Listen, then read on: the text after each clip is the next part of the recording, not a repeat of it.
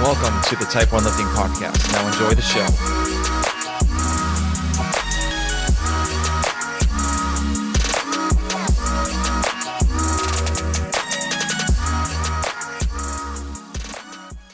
All right, guys, I want to tell you a little bit about Type 1 Lifting. So Type 1 Lifting is a clothing brand that proceeds of the shirts, the hats, and everything else go to the Children's Diabetes Foundation. This whole t-shirt company started from me taking care of a 5-year-old girl from the emergency department at the Children's Hospital I worked at in Atlanta for a while back. I thought I needed to do a little bit more than kind of just talk about my story. So this is how I started the clothing line, because I wanted to show people that even though diabetics have this really bad disease, we can still do amazing things in our life, and diabetes won't stop us reaching our goals. So go check out type1lifting.com. And, if you have any questions, you can always reach me out on Instagram. It's Type 1 Lifting, and hope you guys enjoy the show. Hey guys, we have a new sponsor for the Type 1 Lifting podcast. The company's called Liberté Lifestyle. So Liberté is a French word meaning freedom, and the company was founded on the desire to have freedom to choose what we want to do with our lives. I actually had the owner, Nicole, on my podcast on episode 28. So if you want to go back and listen to her, she talks about how she started the company and what she wants to do in the future with the company, which is pretty cool. So they actually have knee sleeves, wrist wraps, shirts, shorts. Love the knee sleeves. I have the ice cream knee sleeves and I love them so much. The neoprene's still good. The seams haven't split compared to other knee sleeves that I have had in the past. And I'm planning to keep these for a very, very long time. So Nicole actually gave me a promo code for you guys too. So it's all capital letters, TYPE and the number 1. So it's Type 1. So go to libertelifestyle.com, check out what they have in the store, use the promo code Type 1 and save some coin. Now let's go to the episode. All right, guys, welcome to a new episode of the Type 1 Lifting Podcast. I have a very interesting guest. She is a competition host and former coach, Miss Bella Martin. How you doing? What's up, guys? I'm excited to be here. It's a good day. So I was doing some research on you, and the only podcast that I heard from you was the Fitness and Faith podcast or whatever. It was like one of your friends that you got on their podcast. So have you done any other ones at all, or? I have. I've done probably 10 to 12 podcasts. I've gone on the Move Fast Lift Heavy. I've gone on My Friends. I've done the Caffeine and Kilos. I've kind of jumped around. Anytime anybody wants to do a podcast, I love it because I think you can always have a better conversation. You can always bring light to new topics. So I think it's really fun to do. Yeah, I'm a big fan because I like to learn about like new things, especially for like guests that like people don't really know much about. Obviously, they see your Instagram and social media and they're you're very out there and it's very colorful, but I kind of want to talk about that later. But typically the first question I ask is like, when did you start doing CrossFit? I started doing CrossFit about 3.5 years ago. I was in grad school. Someone told me, hey, you should do it. I was one of those people growing up. I didn't think CrossFit was for me because the idea that I had of it was what I got from my parents was it's not safe, you'll get injured. It's kind of the old school idea of what people thought CrossFit was. So I always believed that it wasn't for me. And then finally, I was just bored one day, signed up for a free week trial at one of the gyms back in College Station and haven't turned back ever since. So it's kind of cool to see, if you just change your mindset a little bit and you're a little bit more open to trying something new, what can happen? Because not only do I have my favorite way and preferred way to do fitness, now it's my job, and how everything kind of happens for me has been through CrossFit. So I'm glad that I said yes eventually. You gotta wait for your own timing. Yeah. It was funny because like when I started, I was just doing the 300 workout and everyone was like, you're doing a CrossFit workout. And I was like, really? Yeah. And I was like, that's really a CrossFit workout. And then when I was in the Air Force, I was stationed in this place in like in Massachusetts where I live in New Hampshire. So I would go down there and they had a CrossFit gym there. And so I was like, hey, can I try? And they're like, well, typically you need to do an on-ramp program. And I'm like, yeah, but I did the 300 workout. And they're like, yeah, we'll just work out for today, see where you're at. And then we'll like let you know if you have to do the on-ramp program. And after I started doing box jumps and they're like, yeah, you're good. Just you're fine. Yeah, we'll teach you. So, and it was like, that's how I got hooked. Like, it was just, I used to be doing bro splits like all the time. And it was just like, started getting boring, and then I tried something different, and yeah, I've been doing it for 9 years. So Oh my goodness. I'll yeah. get there. Yeah, I mean, I don't think I would ever change, the way I do workouts anymore. It'll just be straight CrossFit workouts. I think once you find something that makes you feel good, you look the way you want to look, and you can kind of do just about anything with CrossFit. You can make any movement a CrossFit workout, Yeah. which is really fun. So you're not doing the same thing all the time. If Mhm. it's a Thursday, yeah, in some cycles, you're like, oh, I know what I'm doing on Thursday, but it's never exactly the same unless you're repeating a workout, which is kind of one of my favorite parts about it. Because if you're bored doing CrossFit, that's on you. You've done something wrong. Yeah, definitely, definitely. So, what made you actually, you became a coach for also as well. So like what made you become a coach? So the gym that I was going to classes. The owner said, "Hey, my wife's having a baby and I need someone to cover these classes. I can't find another person that can coach. All of our coaches are already spread too thin. What do you think?" And I'm thinking to myself, well, I kind of just started CrossFit. I love it. And I drank the Kool-Aid immediately. So it wasn't like, oh, I don't know if this is for me. I was a swim coach. My mom's a group fitness instructor. Coaching is very comfortable for me. Hmm. But it was just I don't know if this is right for me. But then I talked with my mentor at the time, and he was friends with Dave Castro. So he shot him a message and was like, hey, can we get this girl an L1 immediately? So I think it was maybe 2 weeks later, I went, took the L1, and I learned so much within that seminar because when your first year of CrossFit, you are just a sponge. You're learning Yeah. movements, you're learning history, you're learning absolutely everything. So it was really fun to dive headfirst into CrossFit as a sport, but then also get really welcomed into it as well. I didn't really have to fight to say, hey, I want to be in CrossFit. I want to be part of this community. It was, we want you to be here. What do you think about that? Hmm. Yeah. So it was pretty cool how it just worked really fast. Yeah, and I love the community in CrossFit because it's not like a typical global gym where like, you kind of do your own thing and maybe like ask some random person for a spot. Like you'll have Yeah, like people cheering you on, getting all excited for workouts, especially like during the open too. So, absolutely. yeah. So by the way, speaking of open, how is your open? So I would say I don't actually submit my scores for the open for a couple of reasons, but I would say I'm the fittest I've ever been, which is awesome. And with all the travel, it's something that I've had to really prioritize is consistency in the gym with Hmm. fitness. Yeah. So to say that with everything that's happened in the last year that I'm still on track and I'm still fitter than I've ever been is pretty awesome. I thought the workouts were really fun. And I would say the reason I don't submit my scores is because I like CrossFit for me. So I do all these things for me. And so by not submitting the scores, I don't have to deal with I don't have a good name for them, but the people that text you only during the open to find out how you did. And those kind of people, they just bring negativity and you know who they are. Yeah, yeah. And it's those people that every year when the open comes around, oh, how'd you do? Because they want to know if they beat you or if you beat them. And if you did beat them, the excuses start to flow. Hmm. And so this year I was thinking, I don't have time for those characters this year. I'm not going to submit my scores. And it was the most fun I've ever had in an open. Yeah. So it's all good. And I think the workouts were great. I'm excited to see how quarterfinals shapes up, see what they do for semis. I mean, I think CrossFit's on track to continuing to become more professional, and I love that.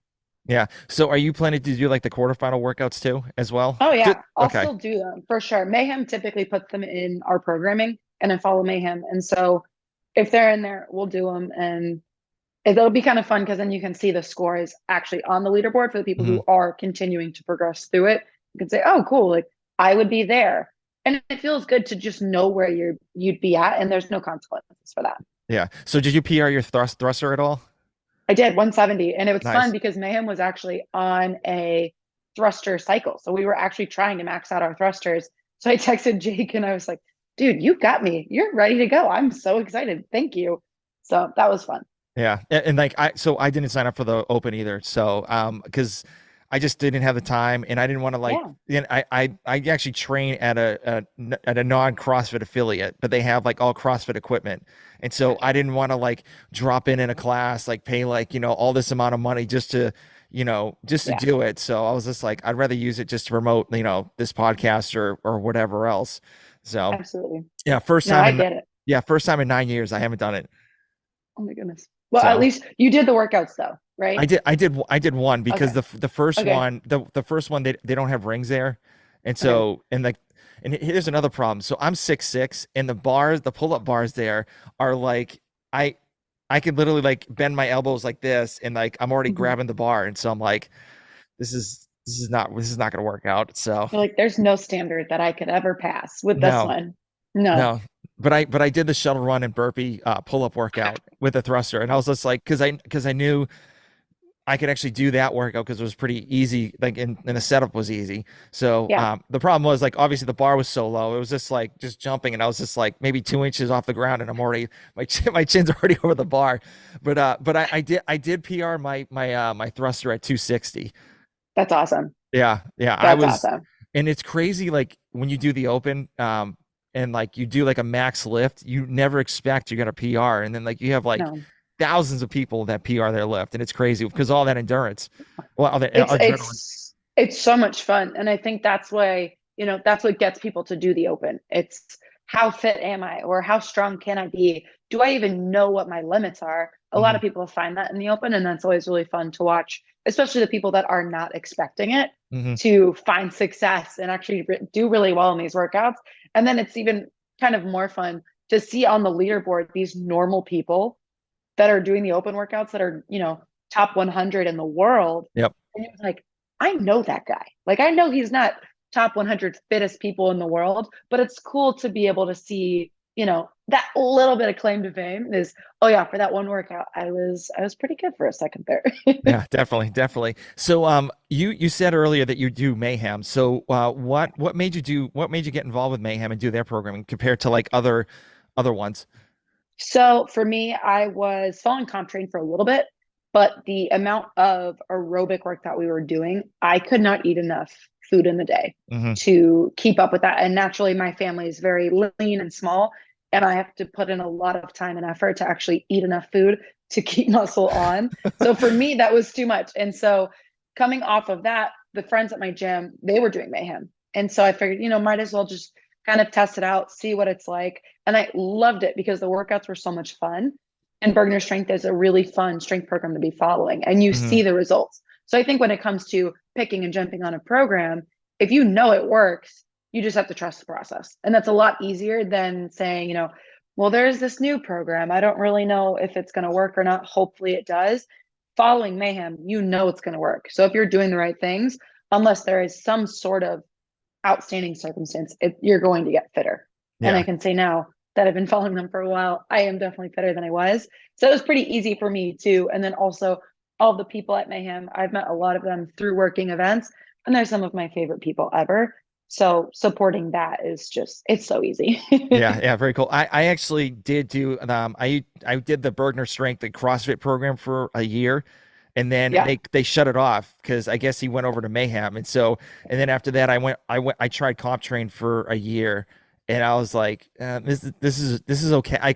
I'm not a big I try to go to the Northeast guy because I'm from the Northeast too, so I was Yeah. like, might as well try it out, but.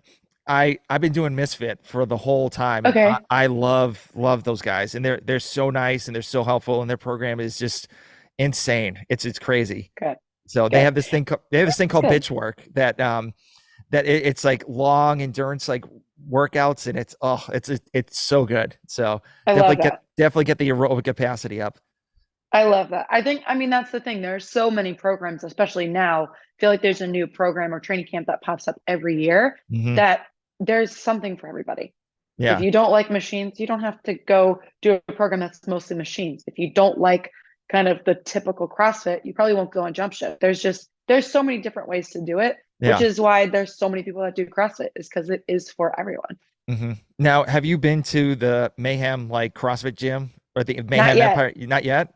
Not yet. I continue to try to get Cookville on my calendar for one of my like personal trips. That's a goal this year, is to actually go on a trip for myself. Um, Looking at my calendar this year, I don't actually know if I'm going to be able to have a weekend to myself, Hmm. which is fine. But it's definitely on there. I mean, a lot of my friends live out there. So when I get out there, it'll be, one of the best weeks ever, but Yeah. How, gotta how find far the time. how far is Cookville from you? You live in Texas, right? I'm in Texas, so I'm in Okay. Austin. It would probably be like a 3 hour flight, maybe. It Hmm. wouldn't be that bad. I could even drive there. It'd be probably 15 hours, which isn't that bad. So it's just a matter of finding the time. Yeah, in which you are slam packed with like all these comps and everything like that. Um, It's everything. There's always yeah, something. yeah. So, how did you start like getting into, doing like being a host for competitions? Someone thought I would be good at it. And they said, hey, I think you'd be a good MC. And I didn't know that was a job, which is hilarious. I thought, Hmm. someone, because when you go to local comps, a lot of times it's a coach that's on the mic or it's the gym owner that's on the mic. You don't actually think, oh, this is someone's job. Yeah. And so, kind of not understanding that that was a job or even ever really an opportunity. I didn't know that was going to be for me, but classic me not thinking something should be for me. And then it becomes my full job. It's very on brand for me. Hmm. So I started doing High Rocks events in the States, which is interesting because now it's been 2 years since I've done a High Rocks event, but High Rocks is now kind of taking off and a little bit more popularity in the States, which Yep. before it really wasn't, which, they've got to find their step and find their people. At least in America, they do. In Europe, they're already like super popular. Yeah. So I was doing High Rocks and then I was thinking, wow, I don't compete in High Rocks. This isn't really what I do. CrossFit is what I do. How can I get involved in CrossFit events? And so I met a friend who worked media at CrossFit events, and that was his thing. And so I told him, hey, how do I get to this event, Wadapalooza? How do I work that event as an MC? He goes, I got you, girl. I got your back. I volunteered at Waza as an MC. And then from then, it everything snowballed. So I volunteered, and that year, I 6 months later, I went to Torian Pro. So I think, when you find what you're meant to do, people see that and then they're open to it and they're excited that you're there and you're really welcomed into it. Yeah. So being at Waza for your first like MC event, that's like one of the biggest events ever. Like I've always wanted to go there, Yeah. and I always say like every year I'm like, okay, I'm definitely going to Wadapalooza, but I never get the chance to. But like what was that for you? Like were you like your eyeballs like just completely like wide open, being like seeing all these athletes, all these people, and like, So it was crazy. I think I was so new to people. People didn't know who I was. So not only did people not know who I was, athletes didn't know who I was. So I could kind of just go be myself without really worrying, you know, oh, am I going to be received well? I mhm, just went out there and I was myself. The guys that I got to work with that week, one of them, I actually at this point, we travel the world together and I'm going to go to Spain with him 4 times this year to do events together. wow. So it's really cool how we've become, he's like a big brother to me. And I went and stayed with him in Madrid with his wife. They're so kind. And so they brought me in and it was so fun to just be received really well. Mhm, And what I think with Waza, it's a community event. So regardless of if you're in scaled or you're elite, you're going to feel excited and you're going to feel welcome to be there. And that's exactly how I felt. And then the next year, which for me, it still feels crazy. So I went from 1 year, I was the volunteer at Waza. And then this past Waza, I actually was only following the elite individuals and the elite teams. And when I found out that was my schedule, I went into Waza this year thinking, if I get to do the intermediates, I would actually be really excited because my friends are competing intermediate. mhm, And how fun is it to be able to yeah. kind of like call on your friends? I think that's so fun. But when I found out that I was doing the elites this year, I actually had this moment of, do I really deserve to do this? Am I ready for this? Oh my goodness, like this is my reality now. And then the first time I got out on Flagler that first night, I almost cried because I was so overwhelmed with how far I've come in the last year in Mhm, my job, which yeah. is crazy to think that it's gone that well so quickly. Um, but yeah, I got out there for Waza. It's still, it's like top 3 events for me and getting out there. And then now I see the athletes kind of all over the place. So now the elites are also my friends. So I see them and I can kind of poke fun at them. And, we have actual like friendships now. So when they're there, they're running out there, they're fist bumping me. When they're done, they're excited, they're giving me hugs. And it's such a fun experience because they're my friends now. And before you see these people, oh my goodness, they're Yep. the elite athletes. They're the best of the best. And you look at them and they are just perfect specimens of humans. But then you become their friends and then you're even more excited. You're like, not only do you look phenomenal, you're performing really well. And that's really exciting to just be able to support you as a friend. And then we're kind of out there doing our jobs and it's a whole thing. It's so much fun. It Yeah. really is. I think I have a dream job. It's great.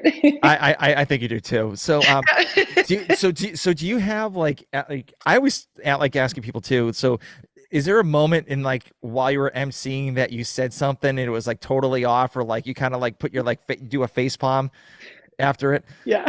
Yeah. So when it comes down, when it's my friends that are on the comp floor, they don't mind if I, like hype them up or I poke fun at them. And Hmm. so one of my friends, we're in Dubai and everyone else was going singles on this one snatch workout, but he decided not to. My friend Daniel decided not to do singles. He was going touch and go. And so in my mind, I'm watching this. I'm like, okay, that's interesting. That's a different strategy than everybody else. So I start talking about it. The second I started talking about it, he stopped. And then he started doing singles. And it's funny because you don't realize that the athletes are actually listening to you. So the athletes are listening to me as I'm talking, as they're working through this workout. People in the stands are listening to me. And so later they're like cracking, they're making fun of me. They're like, oh yeah, and he was going touch and go on this net. Oh, never mind. And so it's funny because it's not that the information is incorrect. It's not that I, completely butchered someone's name, but it's I know them. And so when I'm talking about them and I'm hyping them up, and then they just stop doing what they're doing. And I'm like, dang, I called attention to you, my bad brother. Sorry about it. But it's just kind of things like that. It's never anything that I'm embarrassed by. It's just being a human and talking about something. Things are going to happen, especially in CrossFit. Yeah. Anything can happen at any time. People's ropes explode. People, things happen. And so just being able to watch, sometimes you say things and you're like, well, that was kind of ridiculous that I said that, but I'm talking about what's going on. So it's fine. Yeah. So when you have like, let's just say if you have like someone in first place and like then you find out like the second person that's in second place is catching up like real quick, do you kind of Mhm. like say something just to let the first place person know like, hey, this guy's coming up on you? Oh, So yeah. yeah. Oh yeah. For me, I like to call the action in a way that I like to hear it. So if I see someone and they're leading, but there's someone coming on their heels, I'm going to be talking about it. I know that the athletes are going to hear me, and they'll even tell me too. At Zelos games, one of the athletes, Logan, he had no idea he was leading. He had no Hmm. idea he was leading his heat, and then he heard me say his name and where he was and where everyone else was, and he was like, "No freaking way! I'm winning right now. What the heck?" And so it's fun because, I'm just doing my job talking about what's going on, but these athletes are so zoned in on what they're trying to accomplish at that time Hmm. that they're probably not thinking about what else is going on. But if I can tell them, there's not really an advantage I can give anybody by telling you where everybody else is. Yeah. But heck, if you don't know and I say it, maybe if you have a little bit extra gas, you're going to try to go. Or if you're in that front, you're going to try to just hold on to whatever you can. Yeah, awesome, very cool. So, Yeah. obviously, like your first comp and everything that you see all these like crazy like fit individuals. Did you ever like fan? Do you ever like fangirl at any of these people at all, or like the first No, time? no. So for me, what I think is really funny is I put them in my mind as these people are doing their job, Hmm. and their job just happens to be being very good at fitness. So when I meet them, I'm just meeting normal people to me, which is really good because I think you don't want to treat them like celebrities. You don't want to go up to them and say, "Oh my goodness, can I have a selfie?" or get in their way or get in their face. And that's part of what they have to understand how to do. Like all of that media training is, okay, what do I do if I'm out and about and people start asking for selfies? What is that like? Hmm. But for me and my job, I just have to see them as normal people. And I think that's why I've been able to kind of become friends with a lot of them is I don't see them as these kind of big celebrities. I just see them as people and as my friends and kind of as my equals. So we can have good conversation without them being afraid of, oh, well, if I tell this person something, it's not going to go beyond us. Yeah, So you can go talk to them at Fraser's and have really funny conversation. And then that's that. yeah, And, nobody ever feels weird about the interactions because you're just talking to them as a friend, yeah. which is something I think when I talk to my friends and I'll be sharing a story about an athlete that we were hanging out, we were doing this and this is what we were doing. And you see them, they're just like, you were there with them. And it blows people's minds because to them, they're celebrities. They only see them on the internet, Hmm. but they're just real people Yeah, and they're just like us. And their job just happens to be to be good at fitness, which that's also a dream job. If that's your job, good job. Good for Yeah. you. But I think that's something that I've always tried to do is don't fangirl and Hmm. don't be that person that makes other people uncomfortable Yep. because that's how you lose friends. And that's how people are like, oh, well, that girl, she's exhausting. Because anytime someone famous comes in the room, she changes. Well, let's just treat them as normal people. And then at this point, it's even strange when people ask me for photos because then I'm thinking, okay, so this is how it's perceived. This is how, if I went up to someone and asked for a Yep. photo, Yeah. this is how it feels now. And it's weird. I'll tell you that. It's weird, but it's fun. Some people love it and that's just who they are. They're excited. But for me, I don't know, they're just normal people. Yeah. Yeah. No, I agree. So Yeah. so one of the things I realized that like they're normal people is I actually fanboyed on Carrie Pierce when I had her on my podcast. It was like the Mm. first year I started doing this, and like I like literally she popped on the screen, and I was like, You're like, oh okay. my And then gosh. I was just like, I was like, all right, let's talk about type one lifting, and like just like talking about the whole story, and like didn't say hello or anything like that, and I was like so nervous, and then I realized that like these people are like normal people too, and Yeah. they're like very open to like talk to anybody, and it was like. And I think after Carrie Pierce, I think it was just like, okay, these people are just normal people, you know, Yeah. and it's that's how it's like kind of gotten a little bit easier for me to do podcasts for, you know, complete strangers. You know, I just like kind of DM people on like Instagram saying, hey, you interested? Yeah. So yeah, I it's mean, it, that's how you make friends anyway. yeah, yeah, true. Like if you see someone on the internet and you like what they're posting, if they're not famous, you don't feel any sort of weirdness being like, oh, I really like that you post that or making a Yeah, comment on it. yep. But the second someone is verified or the second someone has any sort of celebrity, you're scared to just be yourself and you're scared to say, I liked that you posted that or you posted that and it made me laugh or it made me think about this. But if you take that away it's so much more fun. And you can see one of these crazy athletes posting something and you respond, you're like, this is how it made me feel, or I really like that you said that. And then they respond because you're not being weird. You're not, you're not asking for feet pics on the Hmm. internet. You're just trying to be their friend, which is like a whole thing. And then you become friends with these people, and then everything gets a little bit less scary and it becomes a little bit more fun when you get to watch your friends go live their dreams and do Yeah, their job. yeah. I don't get the feet pics thing. Lucky man. So then, my wife is my wife has about 150,000 followers on Instagram, and Amazing. yeah, so she's a fashion influencer, and so Cool. so many people DM her like, hey, can you show me your feet? Can I all this crazy stuff? And I'm like, how do you have the cojones to actually like say something like that? People are weird, man. I'll tell you that. People are weird. And that's why there's the message request folder on Instagram that you never go in. You just leave it and never look into it. Yep, yep, I agree. It's like so weird. But Yeah. back to being an MC. So Yeah. you've done this for a little while. So do you want to do like more of like the back end of the work, or you just kind of want to stay in like the and being the face of like that competition or So I really enjoy what I do. And so a question a lot of times is what is the next step for what you're doing? Once you get to the top level of being an MC in CrossFit, and there's nothing else higher than the games, I would say. What happens there? Do you feel like you've made it? Will you not? And I think the way that I've kind of shaped it in my mind is, well, all of these events are the same, Mhm. regardless of the level that they're on. Yeah. Because again, a lot of times it's the same athletes that you're seeing all the time anyway. Hmm. So I think if you see all of these events as the same, then you can kind of shape it into, well, what other sports can I get into? And so I think that is now where I'm at is what does it look like to go do other things? And I recently connected with some of the people that work at NBC, and they were at the event I was at in London, and this guy Russell said, "Hey, we're actually really big fans of you at NBC." And to me, that blows my mind Yeah. because I'm thinking, I just do CrossFit events. How do you even know who I am? That's crazy. And that's not a reality that I've really thought of yet is what happens next because I'm trying so hard to build what I can in CrossFit. But that definitely has to be something, there's something later that Yeah. comes. And something I would also enjoy doing is helping people because there are so many people that reach out to me that do CrossFit. They're huge CrossFit frothers and they love everything about the sport and they want to be an MC. And while not everybody can, because there's only so many events in the world, Yeah. so many of these events need MCs and people just don't know where to get started. So being able to kind of be a resource for those people, I think it's really fun because we have these conversations and like, if I started today, this is what I would have wanted someone to tell me, which is not what I was told anyway.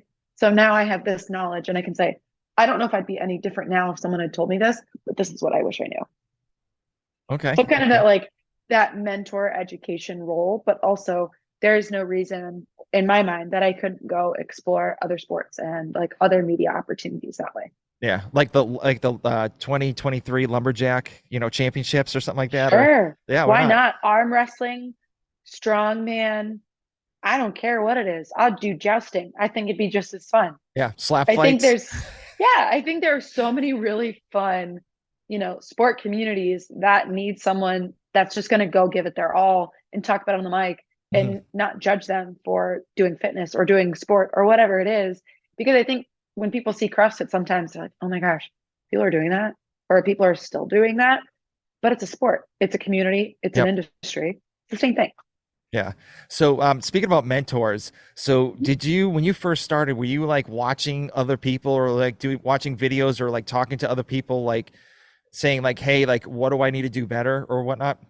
Yeah, so I think with me when I started, I watched a lot of like past events because you can hear the audio and you can learn from that. But Hmm. then also just becoming friends with the MCs that have been doing this for a really long time has been really beneficial to me in my career growth because I'm not someone, if you tell me that I'm doing something incorrectly, or if you want me to change what I'm doing or add something, I'm not going to take that personally because it's my job. Yeah. So here, I would like you to do this because that can help you do your job better.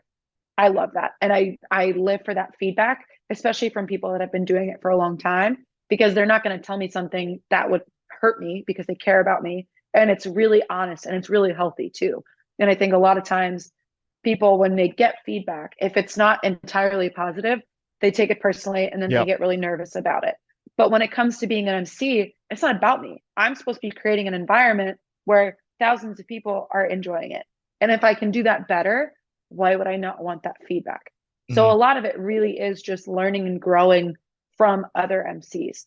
And I would say the MCs that I get to travel the world with now are some of my closest friends. And if there's any event that I want to go to or anything that I have questions on, I can ask them anything. And I know that they would respond the second they saw it, even though most of my friends at this point live in like different time zones, which I'll tell you what, if we could get all the whole world on the same time zone, that'd make my life so much easier.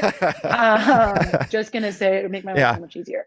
But it's just having those relationships. It's becoming friends with people and understanding that we're all working towards the same goal. So if someone tells you some feedback, you might not like it, but it's not personal. It's, hey, here. But then also something that I've thought about too recently is I can be really hard on myself. And I think a lot of people are hard on themselves because they Hmm. hold themselves to a higher standard. But when I go to an event and maybe I don't feel like I did it my best, but there's thousands of people there in another country that are excited that I'm there, it's because I'm being too hard on myself. If other people that barely know me are excited that I'm there and they're loving what I'm giving, that's that's it. That's that. And you can be hard on yourself and you can reflect on it later, but I'm there for the people. So if they can love me, I can love myself too. Yeah. Yeah. If you know any ways to not be too hard on yourself, please let me know because I do the same thing I'm too. trying. Yeah, I'm trying. I'm my own worst coach. Like especially with podcasting, or if something happens, it's just like, oh, the world's ending. No, you can't. It's no Yeah. good. So But I think people really enjoy the genuineness that I would say myself and my co-MCs bring to the floor. They don't feel like we're putting on a performance. We're just having fun out there. If ABBA's playing, I'm dancing, regardless of the situation. Might not be entirely time appropriate, but it's ABBA and you got to dance. And mhm. so then people they just feel more comfortable and they feel connected. And I think it's something special that we can bring to the sport is hey, you get to meet the MC that's going to be out there on the floor with your favorite athletes. You can have a relationship with me, and it's a whole cool dynamic that in most sports you don't get to have. Yeah, yeah, So, definitely. So yeah, how long does it take you to prep for each competition? hmm. I would say it kind of depends on the athletes going and what the event is. So, if it's a CrossFit licensed event, I'll spend the time on looking up the athletes, their Hmm. histories, obviously names, pronunciations, what the workouts are, history of the event itself. And depending on where in the world that event is, I might know most of it already, or I can spend, a couple days and then the entire international flight making sure I know everything and kind of looking into it. And so, Okay. and typically the MCs that I work with are doing the exact same thing. So when we meet, we can kind of exchange notes and everything's really easy. And I think when it comes to local events, I love to know everybody's names. So I try to get all those name pronunciations correct the first time. And then just looking at the workouts, making sure I know what's going on so that I can be more of a timekeeper. Because I Hmm. think when it comes to the local events, being able to stay on time is so crucial. Yeah. And that's Yeah. where a lot of like the smaller events kind of falter. They're like, well, we're not really used to it. And if we got a schedule, we're going to stick to it unless it starts hailing outside and we can't do it. Hmm. So I think it comes differently. But for most events, the bigger ones, I'll spend a couple days in the front end. And then once I get there, it's every night looking at things like that. So Okay. Okay. So you yeah. talked about understanding workouts. So Yeah. what are your top two favorite workouts that you saw in a competition that you want to do? Oh God. I don't know if I want to do any of them because I think that for me, I don't do the whole competition fitness for time thing. Yeah. Yeah. Um, I would say when we were in Dubai, the Burj Khalifa climb was really cool. Hmm. And what I liked about that workout is it is so different because these athletes, most of them probably aren't ever training on a Versa climber. So they're not used to doing stairs and stairs and stairs, add a weight vest onto it. That challenge was ridiculous. It's 160 floors with a weight vest on and you're climbing. So I think that one, if I ever had the opportunity to actually climb the Burj Khalifa, there's always rules and regulations and things. Hmm. That'd be crazy. I also think the ski swim workout from the games this last year would be Okay. something I would enjoy because I was a swimmer and I love the ski. So for me, and I was a distance swimmer too, so holding a pace is pretty easy for me. So I could probably just get into a groove and it'd be fine. But I don't do the whole competition thing. So when I see these athletes doing those workouts, I have no envy. I don't want to do any of it. Okay. Any of it. I watch it and I'm like, that looks like it hurts. Yes. That Yeah. definitely looks like it hurts. And then you talk to them later and they're like, oh my gosh, that was hell. That workout was so hard. Or, it chafed my legs, it burned my arms, all of these things. I'm like, yeah, I don't envy you because I Hmm. just have to watch you do it. So Yeah. Yeah. I'm just here, just drinking my water, just waiting for you guys yeah, to I'm finish. fine. Can you Yeah. hurry up actually? You're all slow. Yeah. That's awesome. So, what are you, so like you said before, you've been all over the place. So what are Yeah. your top two, like, well, top three favorite places that you like going to MC and like sightsee? Yeah. So this year I'll go to Spain 4 times, I think.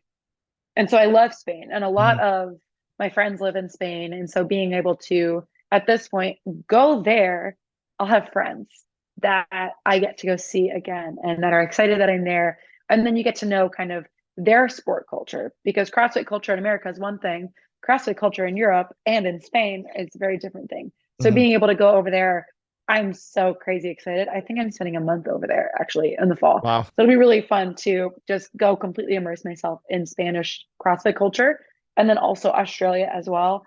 I always tell people I identify as Australian, no claims to Australia other than that I work with LSKD. But when I was there, I think it was the first time I've ever gone to a place and I felt, wow, this is everything I've ever wanted. This is where I feel comfortable. All the people are amazing. So getting to go back there a couple times this year, I'm also really excited. Again, just being able to go back to the same places and have people there that are now excited that you're coming Hmm. because they have relationships with you, that is so fun. That in itself, I'll go anywhere in the world at this point because there's going to be someone there that is excited that I'm coming, which it feels so good. Yeah, that energy in Oceania, like that Oh Torian my Pro. gosh. Oh my gosh, it's insane with Yeah. like the flames throwing, like flying up all over the Okay, place. so the flames was wild. So I would kept getting like they would tell me when the flames were going to go off, and then I'd have to make sure I was not standing there because they were these massive flame cannons that Yeah. were just coming off, and it was so fun because everyone is hyped, everyone is screaming, and I mean, CrossFit in wherever country you're in, people are excited. I think CrossFit fans in general are just excited Oh people, yeah, yeah. but I have never seen anything quite like Torian Pro fans. They were so fun. and so loud. And that was, I mean, it was also wintertime in Australia when Torian Pro happens. So it was raining, it was cold, Hmm. and everyone was still there. It was packed the whole time. That's awesome. That's awesome. It was crazy. Do you think do you think Australia needs to have like more people come to the games? I think so. I think if you're looking at, who's actually on the come up in Australia, you would agree with me. The thing is, most people do not follow CrossFit in the way that an MC does. So I see all of these people. I can tell you how far they've come in the last year. I can Hmm. tell you why there's someone to look out for. But if you're just looking and you're thinking, oh, well, the Ellie Turners, the Tias, the Karas, yeah, Tia and Kara are not competing this year. So then you'd think, oh, well, those are the big two, but you'd be so surprised. The depth in Australia is actually something to be watching for. Yep. So I'm hopeful maybe this year, if everybody goes well and everything in the semis does pan out the way that I think it will, I think it'd be great to have some of these, especially they're young athletes over there, come to the games in Madison. But, it'll be the next couple of years as CrossFit continues to figure out what it's doing. These athletes will continue to show up, and then it won't even really be a conversation anymore. It's, oh, obviously we need to bring those athletes to the games because Yeah. they deserve to be there. Yeah, definitely. So, what do Yeah. you think some ways CrossFit can kind of like explode or like help out more like outside of the United States? So I think in terms of like the way the games are structured and the way to get to the games, I think there needs to be more opportunities to kind of prove that. Hmm. Because I think in other sports, there's not just one avenue to get to the games. I think if these athletes are competing at these CrossFit licensed events, that should hold some weight, but it really doesn't. The only thing it'll ever get you is if you win, you get some money, or you could, get qualification to another competition. Yeah. But it doesn't actually help get you to the games. So I think that's a conversation there is what is the purpose of CrossFit licensed events if not to help you get to the games? That's always a thought to me. My dog is in the I know. background I stretching. just saw him. Yeah. Yeah. So I think there's that, but then I also think just taking CrossFit license events seriously. I mean, I travel around the world and these events are massive and they're huge and they're well attended and people are excited that they're happening and people from all over the place are coming there. But then in the States, I don't think we have as many CrossFit license events. And the ones that we do have, I would say like Granite or Waza, everyone goes to those. Hmm. But at the same time, it's like, why not more? You didn't go to Waza. Why not? But if you lived in Spain, I know for a fact you'd go to the major championship Yeah. because it's that fun. So I think I mean, there's a lot of things, but I think sport culture and the fan culture around the world is different. And so understanding that and experiencing that, you can say, well, I wish they were doing this in America, or I wish they were doing this in Europe. And I think what it comes down to is money in America. It's really easy to see exactly where it's going. Hmm. It's not over in Europe yet. So now companies, I'm hopeful that they're figuring out, hey, let's go spend money in Europe in these European markets because these athletes are good. Yeah. These athletes are really good and they're not getting even close to the same sponsorship dollars.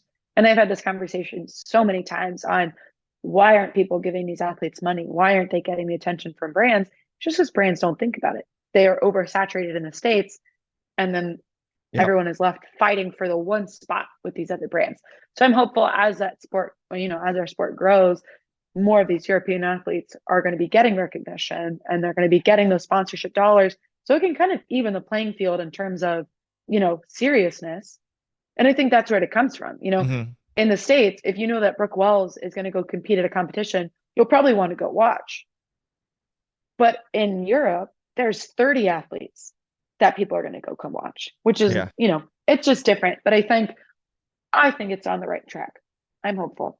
And I can say that going to different countries around the world and experiencing these CrossFit events, it's growing, regardless of what anybody else wants to say. Hmm. It's growing and it's going the right direction. Good. Awesome. Yeah, that's what I like to Yeah. hear. So, Yeah. do you ever think the CrossFit Games will go to another country?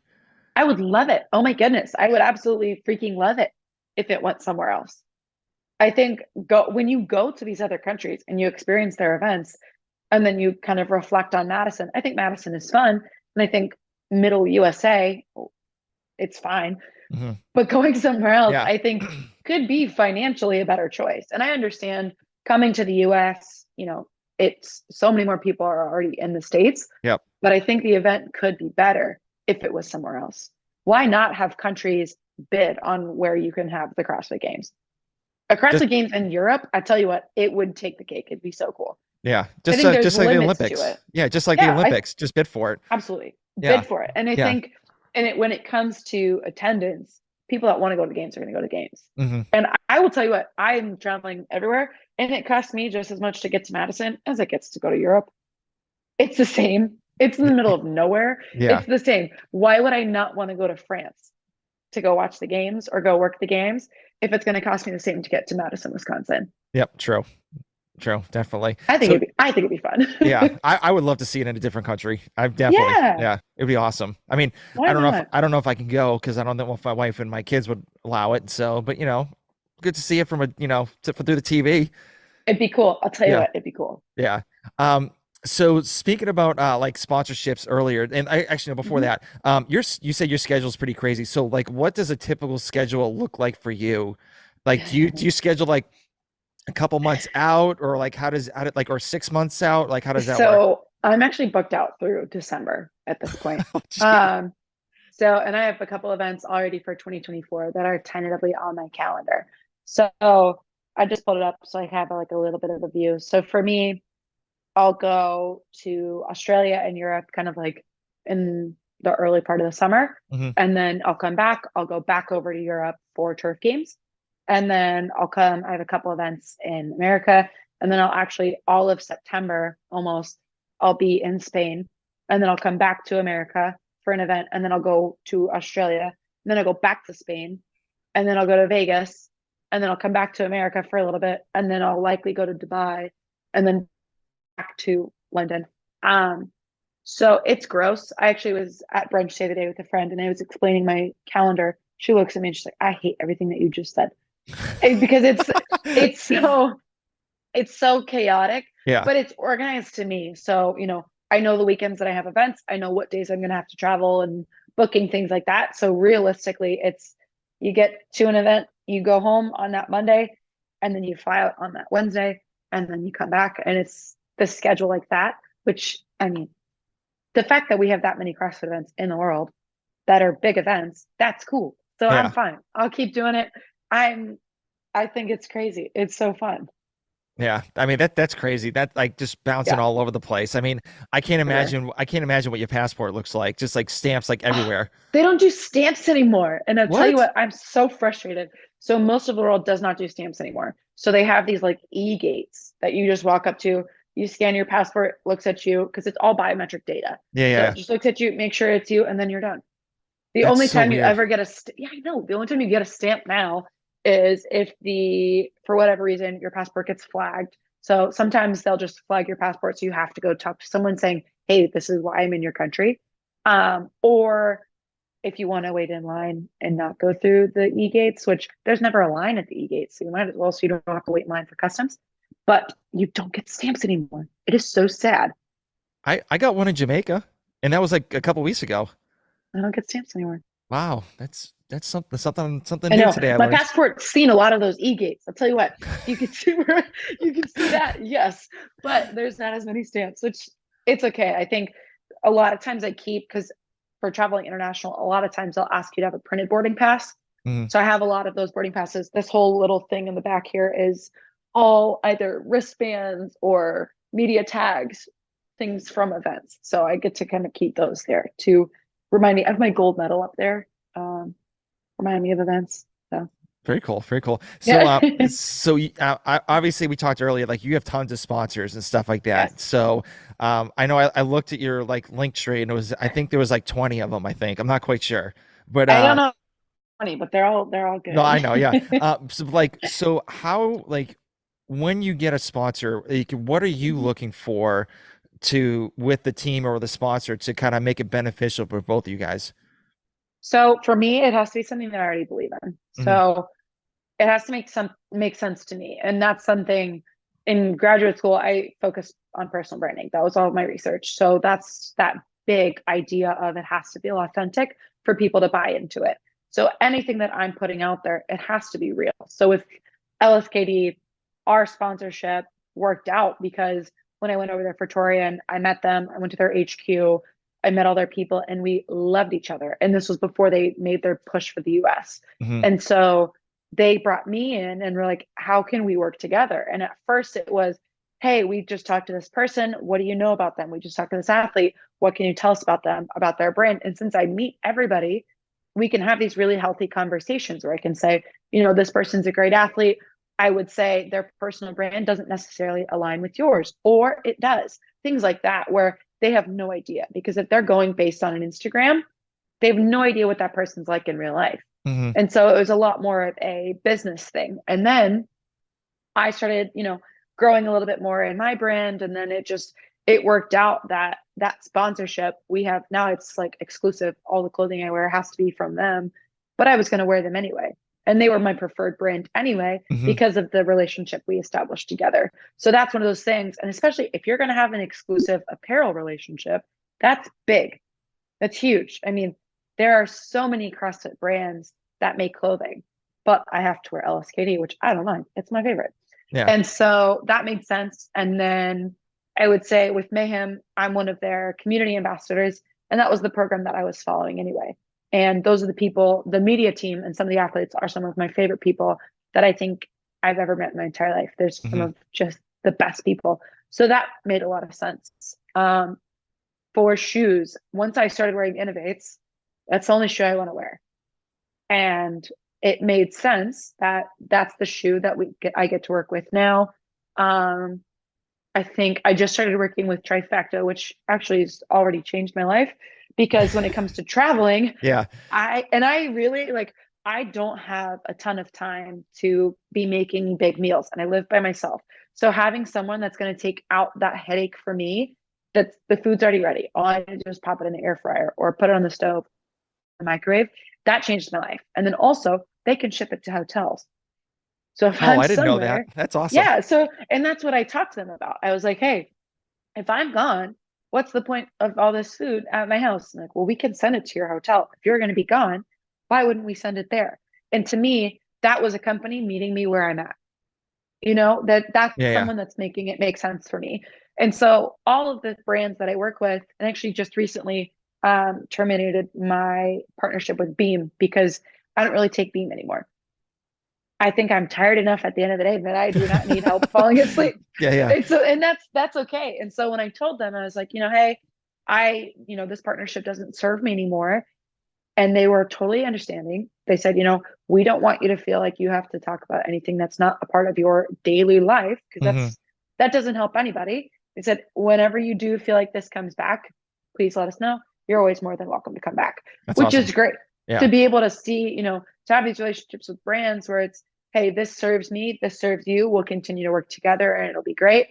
But if it doesn't, we can both at any time say, hey, this isn't really working for us, which that's what you want. You never want to feel that you have to promote something that you don't believe in, Yeah. because that's when people see it. And I think that's one of those things, if I'm thinking about it, an ad or partnership recently, that's why people were so upset with the Brooke Wells Snickers I ad, was just gonna you say that. know? Yeah. Yeah. Yeah, that's why people were so upset, because I've met Brooke a couple times through events and I don't think I've ever seen her eat a Snickers before. I can't even tell you last time I ate a Snickers. I think the only person that I've ever hear say the words "I want Snickers" is Matt Fraser. Yep. And that's like everybody that, that's a well-known story about Matt. And so if you're thinking about it, that didn't feel real. Hmm. Yeah. And people came for her for it. Hmm. And what a bummer that is, that she's just trying to monetize her brand image and the internet is taking her down for it, because they're like, well, that's not you. That's not real. And that's what all my research was about, is people will respond well when they feel that it's authentic and real, and they'll support you. But Yep. if they don't, they will come for you. Yep. Definitely. And I fear the internet trolls. So I do not want them to come for me. And so I think that's, I'm very grateful for the brands that I work with. And I Hmm. think something that is fun is I can kind of come to them, since it is my educational background. I can read these contracts and I know what it says. So if there's something that I don't agree with or I have a question on, I actually can understand and vocalize that and communicate with them. Whereas a lot of times athletes, they have no idea what they're Yeah. No. signing, No clue. No especially clue. no, especially if they don't have representation. And so a couple of my friends that are not, I would say they're not like the top athletes, but that are having brands reach out, they've sent me their contracts and they say, what do you think about this? And I can say, well, I'm not your lawyer, but here's what all of this means. Hmm. You can choose what you want to do with it. And just having that understanding, it changes everything Hmm. because most Yeah. people don't have that understanding, Yep. nor do they need to. But when it's coming to that point with these athletes, like someone has to have their back. And if they don't have an agent, you've got to understand what you're signing. Yeah. Completely So, agree. Yeah, completely agree.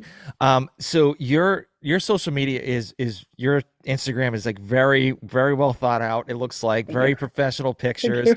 Unlike mine, it's just like, hey, let's do a quick video in this like dirt, like this like old gym that's like really dusty. Even though I love this gym, love this gym, Yeah. but how like what made you kind of like grow your brand through Instagram and like social media? Like how do you like how did you start So out? I actually love this because it really speaks to just really understanding social media as a tool. So Hmm. I had Instagram back when I was in high school, back when I was in early college, and it became a platform for me where I was so focused on how many likes I'm getting because at the time it would tell you, it'd be like this person and this person and this person like this. And then once you got to 10, it would change to that 10. Yeah. And so seeing that, that became such a negative thing for me. And so I went off social media for about 3 years. And in 2020, I'm in grad school and I'm doing all of this research on how athletes can utilize social media to brand themselves, to get brand deals, and to build a brand. Well, I applied everything that I had learned that I was going to help other athletes apply. I applied it on myself. So all these books and all these articles and all these research papers that I've written, I've applied to myself. And I can tell you that it works because I am my own case study, which is really fun to Hmm. say I learned something in school and I used it in real life every single day. And something that I've also, you know, it's not necessarily the best practice, but I don't really lean on trends. So a lot TikTok is this platform that has come up and it literally pays you to be on trend. Hmm. It pays you to go recreate someone else's content for your own good. Yeah. And I don't love that. I'm not a big fan of it I either. think No. no, and I think it defeats and waters down whatever your message is. So you'll see people on Instagram that are doing that. They're posting reels every single day and they're wondering why they're not growing. But it's because people are seeing their content and they're skipping through it because they've already seen it 100 times, Hmm. but it also doesn't feel real. And so for me, what I've really focused on trying to build is if you go to my Instagram and you're looking through it and you're reading my captions, you're like, oh, okay, cool. I can see Bella saying this. I can probably imagine Bella doing this. And I feel like I know her through her Instagram. So when you meet me, you already feel like you're my friend Yep. and we already have this relationship. And so I've noticed that when I meet people that have either commented on my stuff online or they respond to, messages or stories of mine on my Instagram, when we meet, they don't feel weird and they can talk to me. And we already have an established relationship and friendship, which I think is so cool. Because if all I was doing was repurposing content, I don't think people would feel that I'm as approachable or that I'm a person. They'd be like, oh, she's just, there she goes again, just recreating someone else's stuff. Yep. So being real, and it goes back to the sponsorship things. I'm just trying to be myself. And if you follow me, it's probably because you perceive yourself as my friend, and I want you to feel like you're my friend. And if you don't follow me, that's okay too. It's one of those things I think people have held such a high value on following people.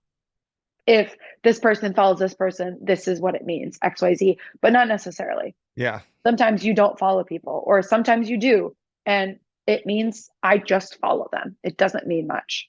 But when it comes to monetizing, obviously those numbers matter. And it's really great to see that since 2020, I've accumulated 40,000 plus followers, which is great. But that just tells me that I'm doing the right thing. I'm just following what all of the research tells you to do. Yeah. You should write an So, ebook. Sell it as an ebook. I've thought about it. I think for me, what I would love to do is eventually just go back to my alma mater and start lecturing once, I have some time to breathe. I think it'd be really nice to go back there and, because it's all the same staff, it's all the Yeah. same people that taught me what I know. So going back there and, just having the time to say, hey, let me teach you how to do this because nobody's going to teach you better than someone who did it and then saw that it worked. Yeah, yeah. I mean, I'd read that. I'd read that ebook. I'd read that in a heartbeat. Thank you. So Thank you. yeah, you Thank could you. you could email me that later. So I'll send you my first draft for sure. um, so one other question is like you talk about like going all over the place. Have you ever thought about doing like a YouTube channel of just going over like? Yeah. I mean, I So would just.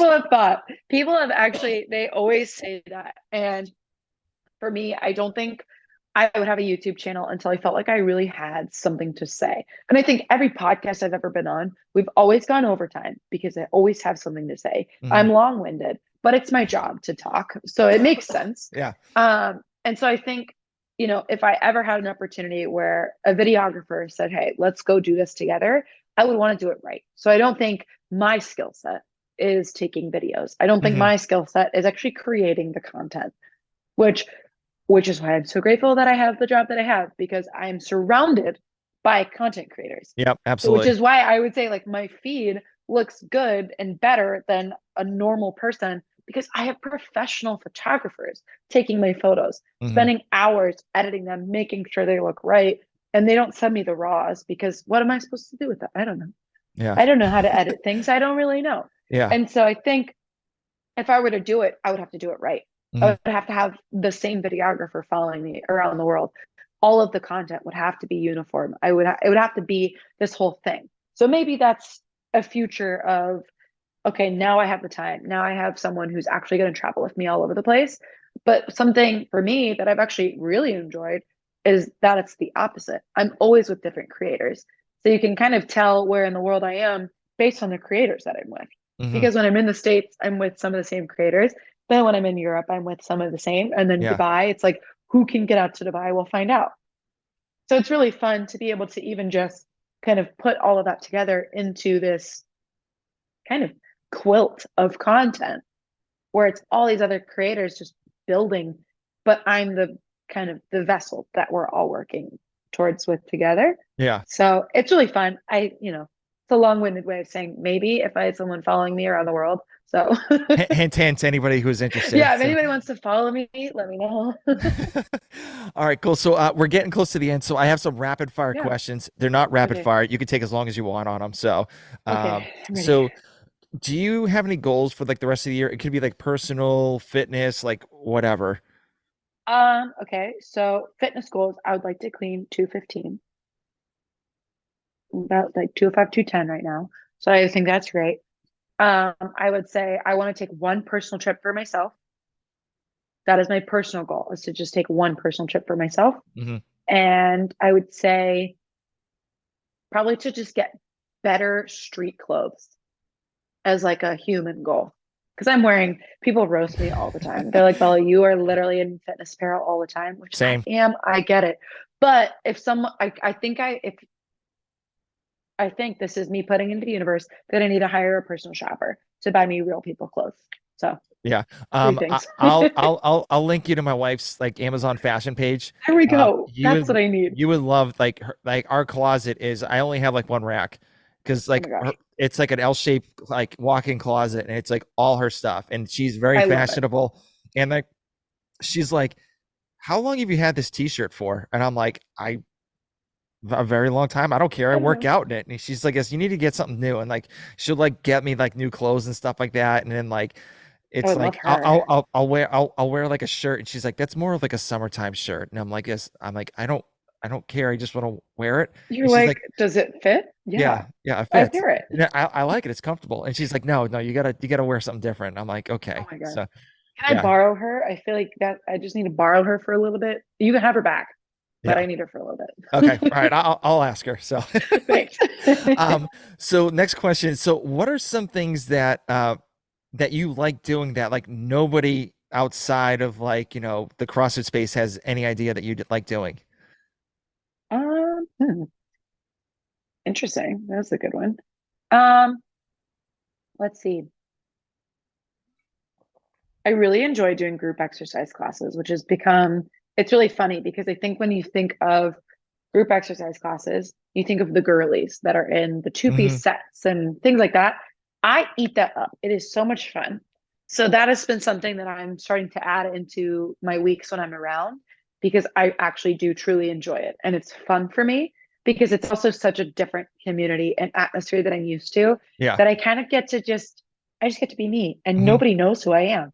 Yeah. Nobody knows what I am. Nobody knows who I am. So it's really fun to have that. I would also say I I'm a big nerd. So for me, a long time, most of graduate school and afterwards, I would just read research articles and then I would write my own research papers. So, and that's something that I have still tried to find time to do is writing research papers, which is so dumb because what am I going to do with them? I'm not going to publish them. But I think it's really satisfying to go through researching. You have an entire bibliography of just citations and then Yeah. going to put them all together. At some point, someone in CrossFit needs to have something to say. So maybe one day I'll publish them. But Yeah. Ebook. Selling an yeah, ebook. Your own there personal we website. go. Yes, yes. You got it. That's all you need to do. Just make some quick Yeah. cash so you can go to like, your own personal trip to some like Bora Bora or Exactly. something like that. To Cookville. Yeah, my Yeah. personal Oh trip yeah, to Cookville. Cookville. So yes, That's yes. all I need. Yeah, that's all. Next question. So what is in your gym bag? Oh my goodness. It's somewhere over here. Okay, so I have protein bars. I have bear bells. I can actually like see inside it right now. I have my Airwave, which they just recently sent to me. So I'm on week one of testing it out to see if I like it. I have a bunch of cough drops and throat things because I Hmm. travel with my gym bag. It's like Yeah. my travel bag. So I have all of the things that keep your throat protected, which is always fun because you never know when someone's going to need it. I have chapstick, gummy bears, a jump rope, a t-shirt, two whiteboards, a calendar, and a lot of expo markers. And it looks to be three different travel adapters. Okay. Okay. So So white gym things and travel things. interesting. I've never heard anybody say a calendar or a whiteboard. Mhm. Okay. All right. Because so I have a couple calendars. I have about two or three of these small ones that I this one's always at home. So I always know what's going on. And then I have one that I travel with. So if I need to take notes or if I get a message when I'm away, I have Hmm. that. I can just write it down. Or if I want to take notes on literally everything, there's always little lines in the back. And then whiteboards. I'm one of those people that I have SugarWOD on my phone. I actually Hmm. have SugarWOD and the Mayhem app, which I have the exact same content on both.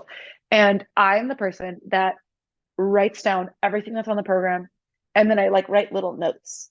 I'm like, okay, this is where you're supposed to be. This is what Sage said. This is what Jake said. It's everything, and it's Yeah. beautiful. It's a work of art, and I do it every single day. Um, I probably waste a lot of time doing that. But what else am I supposed to do? I don't know. Hey, whatever.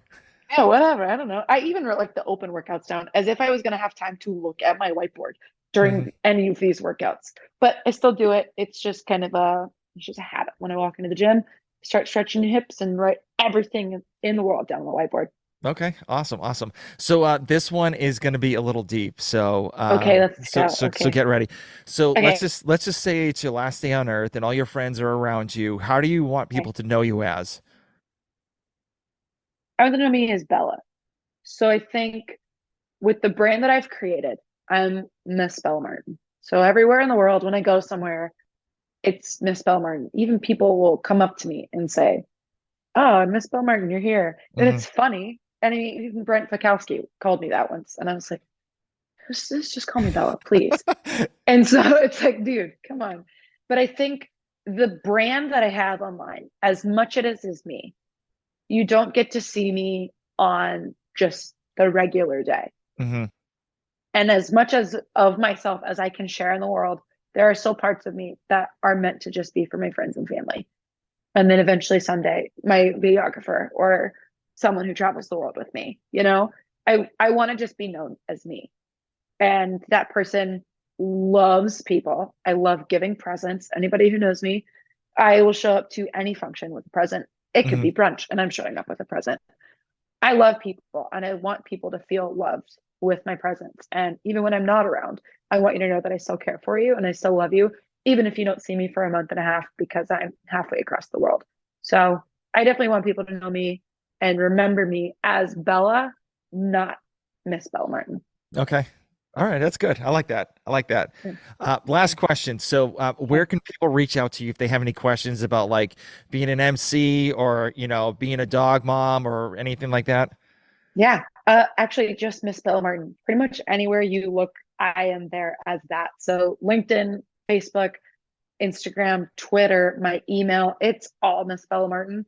I was very lucky to be able to have that domain for everything. So if Yeah. you ever need me, type Miss Bella Martin in whatever search platform you're on, and you'll find me. That same with me with type 1 lifting. Like no one else had Yeah. it. I'm like, thank God. I was like, because Thank God. I had no idea because I was thinking I'm like someone probably is gonna have this, and luckily no one did it. And I'm like, oh Yes. yeah, because Because you don't want originally to be the guy with different domain names. Like no, nobody wants no, that. no, no. And it's funny because like originally like the t-shirt company I was looking to do is called Ass to Grass, and I'm like Hmm. everyone has that like, and I'm like forget it, I'll just do Yeah. type 1 lifting. So I love it. yeah, well, thank you I very love much it. for doing this. I All appreciate right. it. This So is fun. yeah, and I would love to have you back on.